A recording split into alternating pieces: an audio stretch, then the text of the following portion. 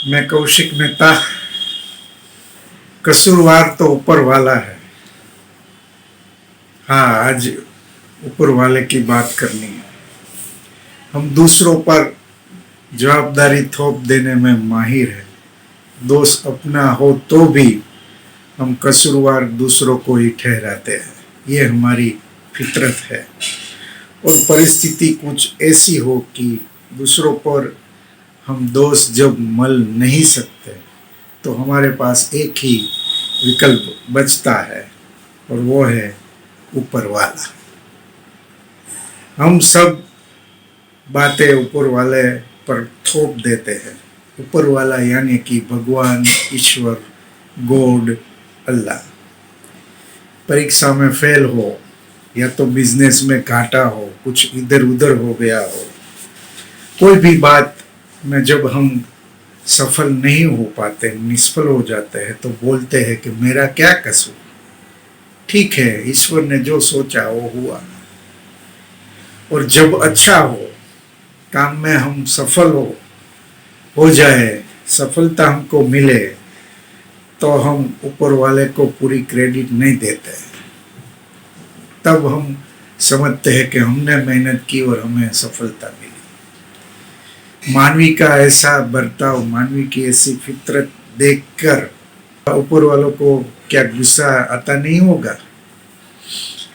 उसको भी तो लगता होगा कि यार, मैंने जिसे बनाया वो आज मुझे बना रहे हैं।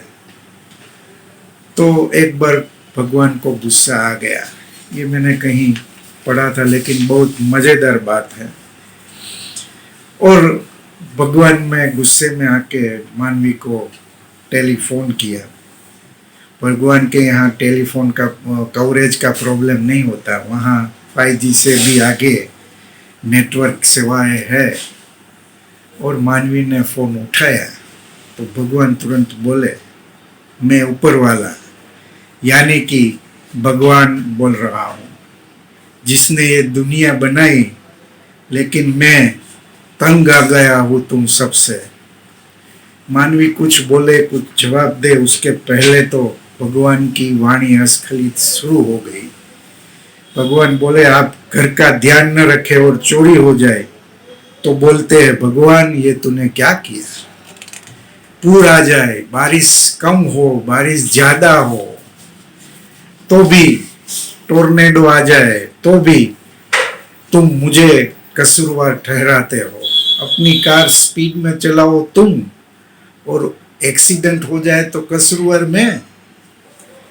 अभ्यास तुम करो, लेकिन नापास हो तो दोषी मैं। अब तो मुझे भी ऐसा लगने लगा है कि दुनिया में जो भी बुरा हो रहा है, जो भी बुरा हो रहा है, जो भी अच्छा नहीं हुआ, उसके लिए जिम्मेवार मैं ही हूं। आप सब बोलने लगे हो, देखो भगवान भ्रष्टाचार मिटाता नहीं है, महंगाई के लिए भगवान ने क्या किया। अरे यार, ये क्या बात हुई? मैंने कब भ्रष्टाचार किया? और भ्रष्टाचार किया किसने? मुझे आपने किसी के पास कभी घूस लेते हुए देखा है?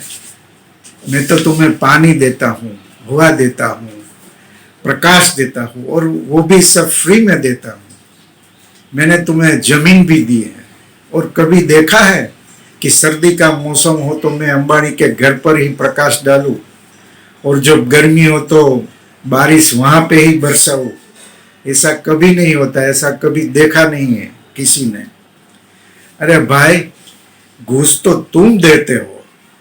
कभी मेरे सामने आके लड्डू रख जाते हो, कभी श्रीफल फोड़ देते हो, कभी चादर ओढ़ाते हो, कभी कैंडल जलाते हो। और आप सभी हैवी बहुत उस्ताद लाडू का पूरा पैकेट लेके आते हो, और इसमें से एक दो मेरे सामने रख के पूरा पैकेट लेके सब खुद ही खा जाते हो। श्रीफल भी एक ही मेरे सामने फूटता है, बाकी तो उसकी प्रसादी तो आप ले जाते हो। तो एकाध लड्डू या एकाध श्रीफल मेरे सामने रख के उसके बदले में आप मुझसे क्या क्या मांग नहीं लेते हो, कितना कितना मांग लेते हो। भगवान फिर आगे बोलता है, मैंने तो तुम्हें जमीन भी दी, लेकिन प्लॉट उसके प्लॉट करके बेचा किसने? मैंने तो तुम्हें पानी बना के दिया, लेकिन वो बोतल में भर के बेचा किसने? मैंने वृक्ष भी बनाए, लेकिन उसको काट के बेचा किसने? मैंने कोई भी चीज बेची हो तो बताओ, एक भी एग्जाम्पल मुझे दो।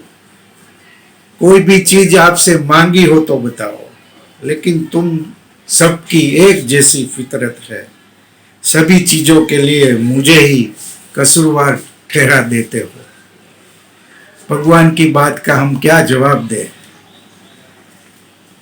सही तो बोला है भगवान, हम अपनी गलती कभी स्वीकार नहीं करते। गलती का स्वीकार करके ही उसे सुधारा जा सकता है, और सुधार के ही हम आगे बढ़ सकते हैं। आगे बढ़ने के लिए भूल का स्वीकार करना, गलती का स्वीकार करना बहुत जरूरी है। तो अगली बार अपनी गलती दूसरे पर या तो भगवान पर थोपने से पहले सोचिएगा। एक बार नहीं, 2 बार सोचिएगा। रास्ता मिल जाएगा और वही रास्ता आपको मंजिल तक ले जाएगा। और आखिर में एक हल्की फुल्की बात, पेट्रोल और डीजल के भाव बढ़ते ही जा रहे हैं। सरकार ने कहा है भाव तो बढ़ेगी, लेकिन आपकी सहूलियत के लिए हम जो किलोमीटर के रास्ते पर किलोमीटर के जो पत्थर होते हैं वो नज़दीक ला देंगे, जिससे आपकी गाड़ी की एवरेज बढ़ जाएगी। थैंक यू, फिर मिलेंगे।